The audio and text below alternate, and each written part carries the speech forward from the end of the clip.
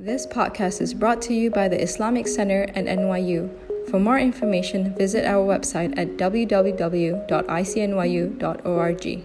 أعوذ بالله من الشيطان الرجيم بسم الله الرحمن الرحيم وبه نستعين والصلاة والسلام على سيدنا ونبينا وحبيب قلوبنا وشفيع نفوسنا أبي القاسم محمد وعلى أهل بيته الطيبين الطاهرين اللهم صل وسلم وبارك على سيدنا محمد وآل محمد. قال الله العظيم في محكم كتابه الكريم والقول في الحق والأصدق القائلين أعوذ بالله من الشيطان الرجيم ونفس وما سواها فجورها وتقواها قد أفلح من زكاها وقد خاب من دساها. And before we begin, really quickly, if I could ask you, today is the 40th day after the passing of my friend Arush's brother, Mahmoud Nadeem Rahman.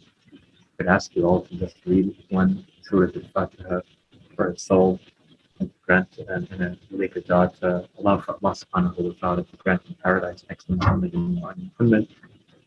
and to grant his family patience. So with that, I can ask you all to recite one Surah Al-Fatiha. Again, we ask Allah subhanahu wa ta'ala to grant Brother Nadeem Rahman al-Marhoom paradise in the company of the Prophet ﷺ and his family, and to give patience to my friend Arush and her family during this difficult time.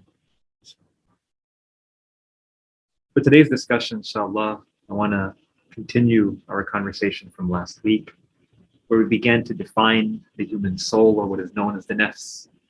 As God states within the Holy Qur'an, وَنَفْسٍ وَمَا سَوَّاهَا فَأَلْهَمَهَا فُجُورَهَا وَتَقْوَاهَا قَدْ أَفْلَحَ مَنْ زَكَّاهَا وَقَدْ خَابَ مَنْ دَسَّاهَا. Last week we talked about the two main opinions in terms of how we define the human soul.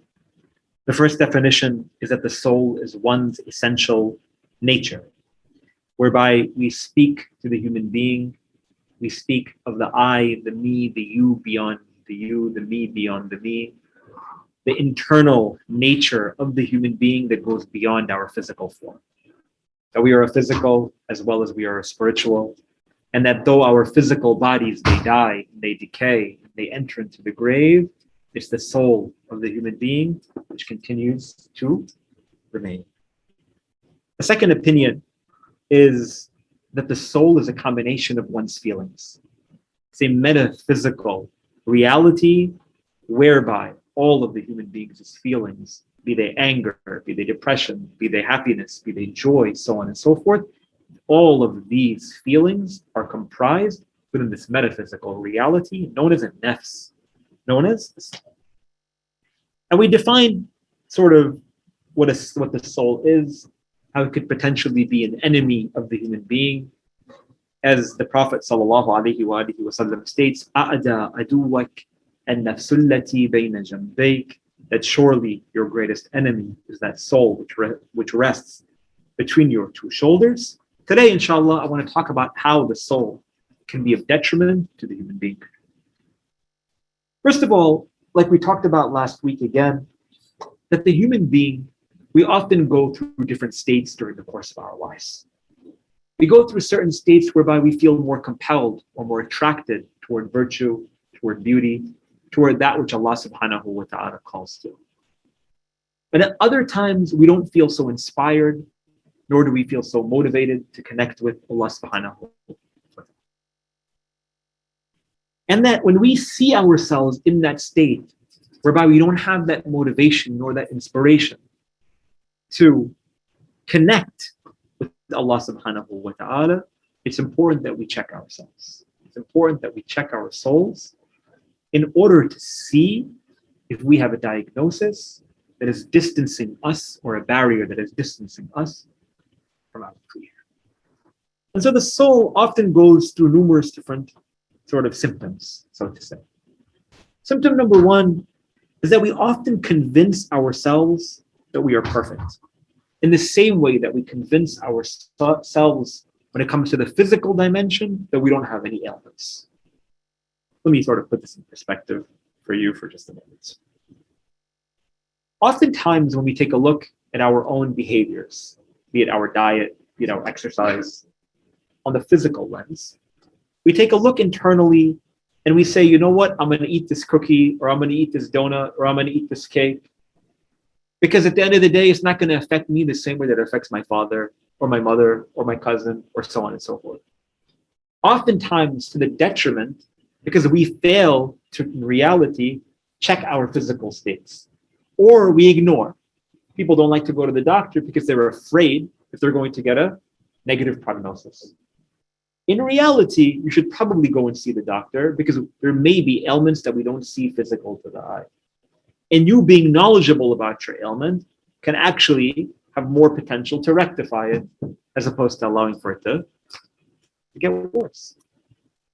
On the spiritual lens, we often do the same, whereby we convince ourselves that we're doing okay, that spiritually we're okay, that we have a perfectly fine relationship with God. Mentally, we're totally fine. We don't have any issues. And that this in and of itself is problematic because we never want to take the necessary steps to improve during the course of our spiritual journeys. And that's exactly what it is. So to sit back and to contemplate and to reflect and to take a look internally within ourselves, to find those spiritual diseases that are creating ailment for us. Be it anger, be it pride, be it lust, be it desire for wealth, for power, for whatever, any of these. And all of them are certain diseases that our souls can be inflicted by. But amongst those first symptoms that we have to keep in check is to making sure that we do not see ourselves as beyond fault, as beyond error, but rather always to hold ourselves to account. حاسبوا أنفسكم قبل أن تحاسبوا. As the hadith from the Prophet ﷺ states, hold yourselves to account before you're held to account, meaning by God. But check in to see how you're doing. And make sure that you're critical, not for the sake that you beat yourself up, but for the sake that you grow. Similarly, we should do the same with our physical bodies. Right? This is number one. The first symptom of disease is that we convince ourselves of it. The second one is that we virtually fool ourselves or justify to ourselves that everything that we're doing is okay. For instance, we may rely too much on the mercy of Allah subhanahu wa ta'ala. Well, God is going to be merciful to me anyway. He's going to forgive me anyway. So it's okay for me to eat this. It's okay for me to do this because God's all merciful. He's all compassionate. What difference does it make? Again, we are a human being who often justifies our behaviors. I'll give you an example. After the Battle of Karbala, Kufans, they went to Umar ibn Sa'd, who was the general of the army of Yazid ibn Muawiyah in Karbala, Umar ibn Sa'd. And they tell him, they say, oh, Ibn Sa'd, why did you kill Hussein? He says, no, it wasn't me. I didn't kill Hussein. Shimr killed Hussein. They go to Shimr, who was the actual individual who committed the deed. And they say, why did you kill Hussein? He said, no, it wasn't me. It was under the order of Umar ibn Sa'd. Putting off responsibility. They go again to Umar ibn Sa'd. They said, he says that you're the one who killed him. He says, no, I did it under the order of Ubaydullah ibn Ziyad, who was the governor of Kufa. They would go to Ubaydullah ibn Ziyad. They say, why did you kill Hussein? He said, no, it wasn't me. I did it under the order of Yazid. They go and ask Yazid, why did you kill Hussein? He said, no, you should go and ask Shimr. He's the one who did it. We love to put off responsibility. And then we seek toward justifying why we didn't do anything wrong. This is, of course, sort of a more extreme example. But in our day-to-day lives, we may slip, we may fall, we may transgress, we may sin, whatever it is. But often, even if it's not a sin, something that takes us away from the remembrance of Allah subhanahu wa ta'ala, that in of itself is a problem. Especially if we justify our behaviors, and demonstrate to ourselves at the very least why these things are okay. That's a problem. And that in itself, of course, is very dangerous. Like second symptom, if we see ourselves in that state whereby virtually we fool ourselves into telling us that what we're doing is okay, when in reality it's not, that's a number three. Number three, I touched base on this really briefly with number two, but number three is reliance or too much reliance on the mercy of Allah subhanahu wa ta'ala. Someone say, what's wrong with that? It's important. God is Arhamar Rahimi, no doubt. Allah subhanahu wa ta'ala is the most merciful of those who show us. But when we over-rely on the mercy of Allah subhanahu wa ta'ala, or by extension, the intercession of the Prophet and his family, alayhim salam, and say they're going to intercede for us, that itself is very problematic and very, very dangerous. In fact, in the famous dua of Ali Zayn al-Abidin, he states, Ilahi ad'uka rahiban, raghiban, raji'an, kha'ifa.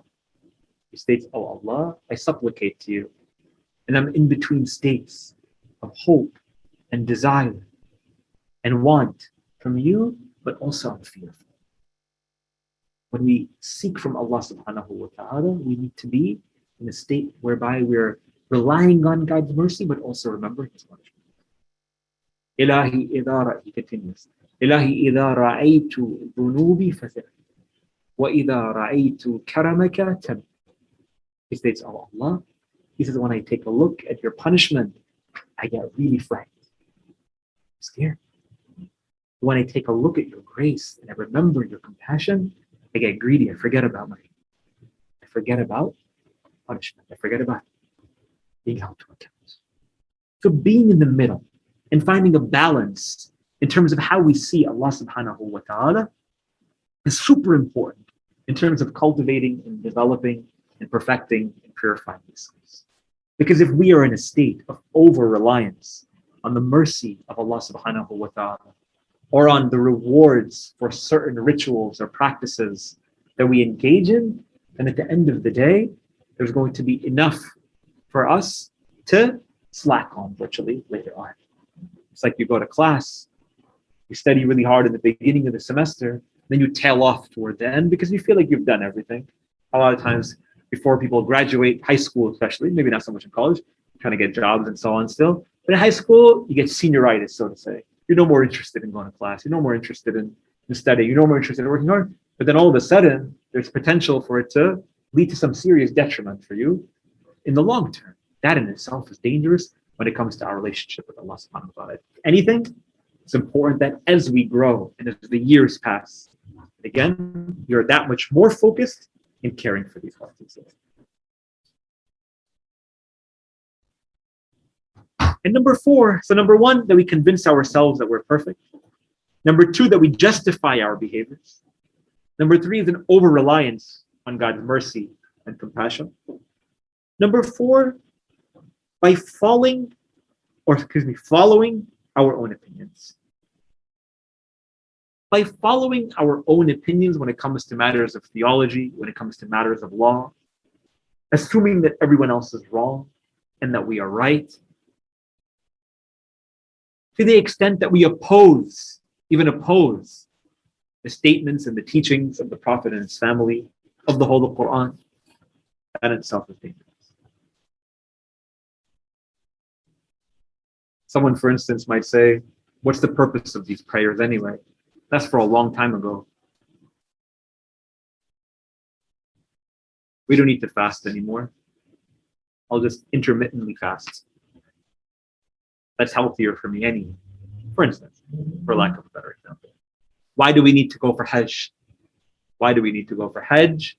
Because, I don't like the leaders of that regime anyway. Or they justify with whatever way that you like. It's more spiritual for me to go on a hike, to go to the mountain. That might be fine, but these are also obligations from Allah subhanahu wa ta'ala. So to be careful in this regard. So far, so good. So again, Allah subhanahu wa ta'ala, then He states, قَدْ أَفْلَحَ مَنْ زَكَّاهَا وَقَدْ خَابَ مَنْ دَسَّاهَا. It states successful are those who purify these hearts. Unsuccessful are those who fail to. Allow for them to become corrupt. Today, inshallah, I want to focus on 3 steps that we can utilize to purify these souls.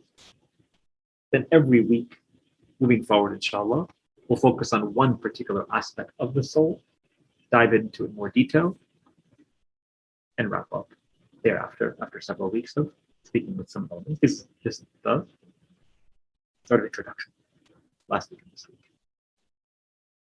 So what are some ways then that we can think about, or that we can start to purify or cultivate these souls?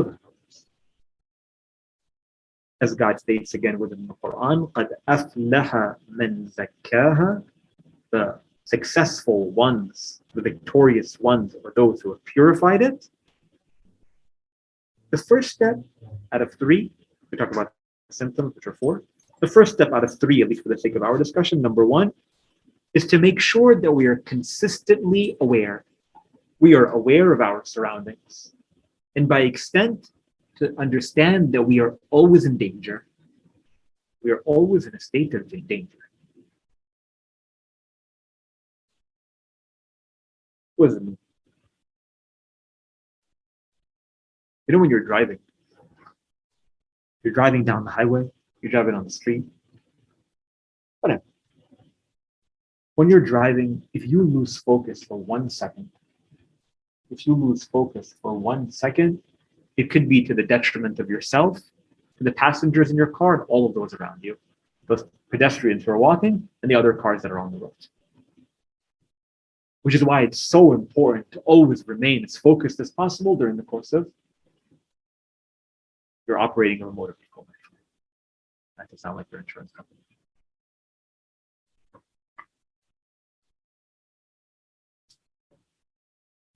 Similarly, when you take a look at your heart, when you take a look at your soul, losing focus for 1 moment not only is detrimental to yourself and everyone around you, but could be detrimental for generations upon generations. Your one action, your one word, your one comment, your one behavior. I'll give you an example. When we talk about Imam Hussein, we talk about Ashura, we talk about a personality by the name of Qur al-Riyahi. This particular man is in the army of Umar bin Sa'd, standing against the grandson of the Messenger of God. And he utters his famous lines, he says, Inni ara nafsi bayna jannati wa nar. He said, surely I see my soul between hell and heaven. I can choose one of these 2 sides. Initially on the army of Umar bin Sa'd, comes and supports Imam Hussein. This man made a decision on that day to stick with his morals, to stick with value, to stick with beauty, to be on the side of God, to be on the side of virtue. And it's very easy for him to have chosen the majority.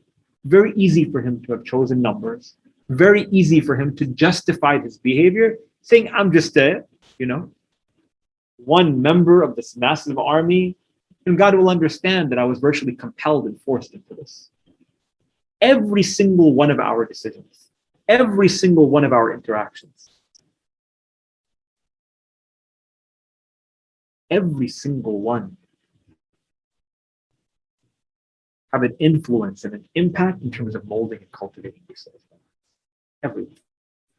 Who we decide to socialize with, who we decide to spend time with, what we decide to talk about, where we decide to go. Everything is placing or imprinting on our souls in a unique way. And we have to understand. We have to understand and how careful it is to be vigilant over our own sins. Which is why when I go back and I said that step number 1 is to be careful, to be aware, I want you to always see yourself again, taking a look at your life through this lens of fragility, as if you're driving on the highway and there's so many people around you. And again, if you lose focus for 1 moment, you can lose a lot. it said that one day there was this guy, he goes to Harun al-Rashid. Harun al-Rashid was one of the Abbasid caliphates, one of the Abbasid caliphs. He was known for his wealth, for his power, for his kingdom, whatever. And he goes up to him and he says, "Oh Bahlul," oh Harun. Apparently, the guy who said it was Bahlul. Allahu Alam. He goes to Harun al-Rashid, the king, the caliph, and he tells him, "Oh Harun, let me ask you a question." He says, if you were stranded in the middle of a desert and you were dying of thirst, and I had a cup of water, would you trade me half of your kingdom for my cup of water? Imagine, you own the whole world and you're dying of thirst. Naturally, you take that cup of water so you can survive, right? Obvious. He says, of course I would. That's such a dumb question. Because the other half of my kingdom. He says, now let me ask you another question. He says, if I gave you that cup of water, you survived, but you were unable to excrete that water from your body, you're unable to urinate. Excuse the crude example. He says, would you trade the other half of your kingdom so you're able to use the restroom? Some people, it's painful for them. They're so ill, they need a device to remove their excrement from their bodies. He says, yes, I would, of course, because my life is more important than my kingdom. Which he tells him, he says, oh Harun, remember that your life is worth nothing more than a cup of water and using the bathroom. That's it. What's this life? If that in itself has more value in that dire state that you're in than your entire kingdom, then why are you so arrogant? Why are you so prideful? Why do you think that this world is going to last forever? It's not. So be aware. Be vigilant is step number one. And if we are consistently aware and we're consistently careful with our interactions, understanding again that everything around us is imprinting upon our hearts and souls, then inshallah.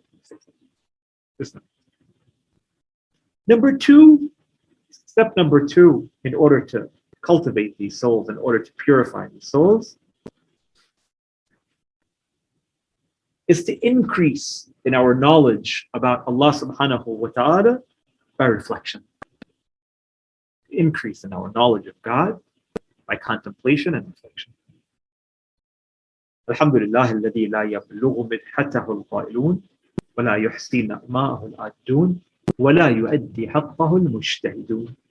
As Ali alayhi salam, he famously states in his famous sermon, which is narrated, sermon number 1 in Nahj al-Balagha, he states, all praises are due to Allah subhanahu wa ta'ala,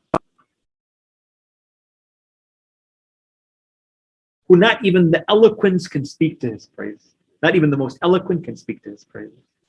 وَلَا يُحْسِي نَعْمَاءَهُ الْأَدُّونَ. And there is no way to calculate his blessings. وَلَا يُؤَدِّي حَقَّهُ الْمُجْتَهِدُونَ. And no matter how much you strive, you still can't understand his greatness and glory.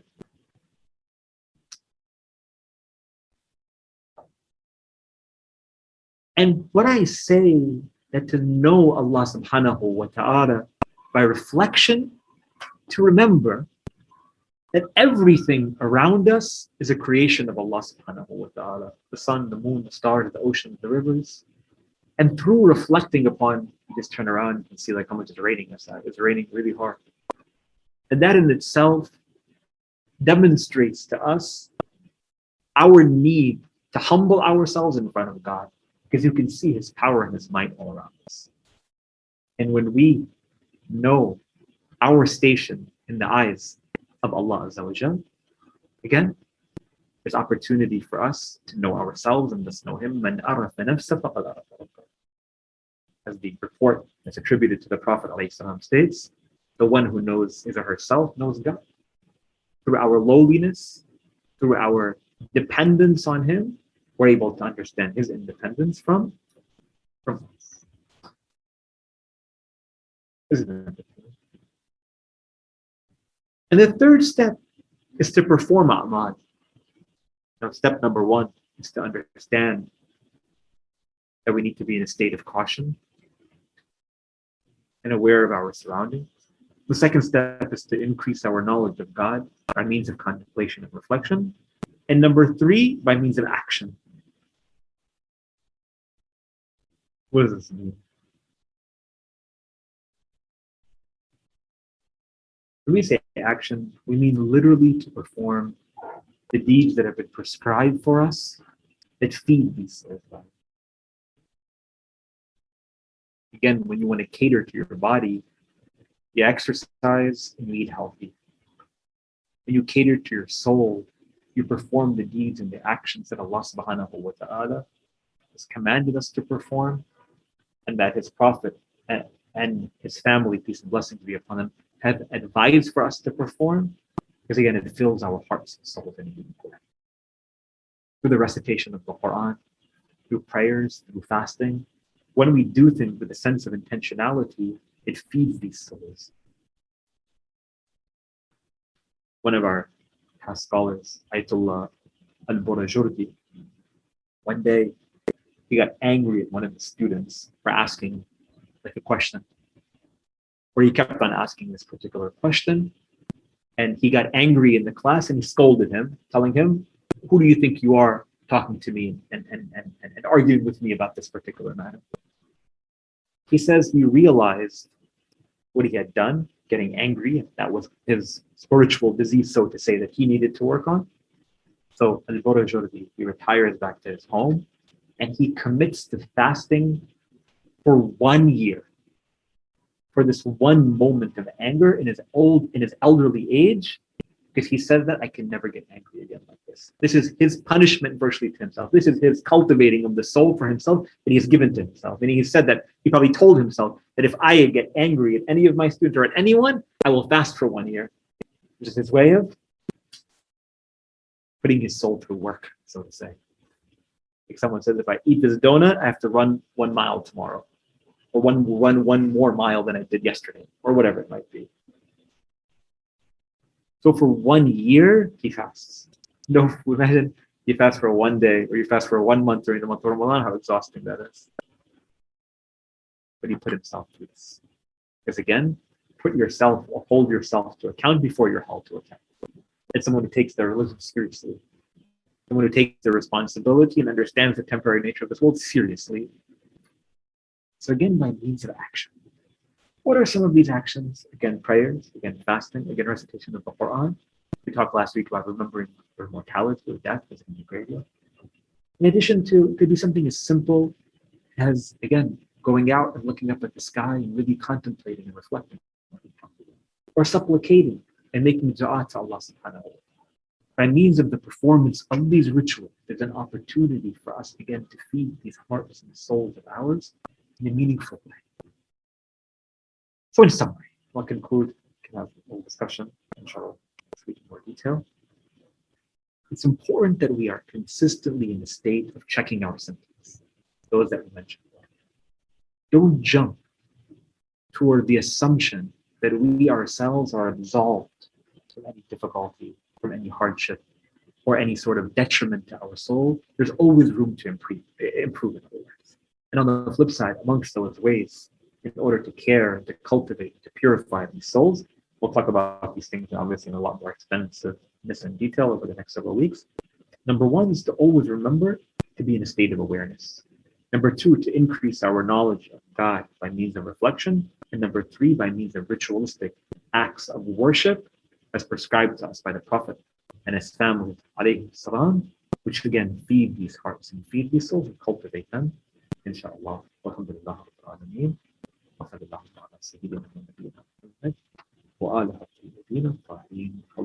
If you would like to listen to more, please donate to www.icnyu.org/donate.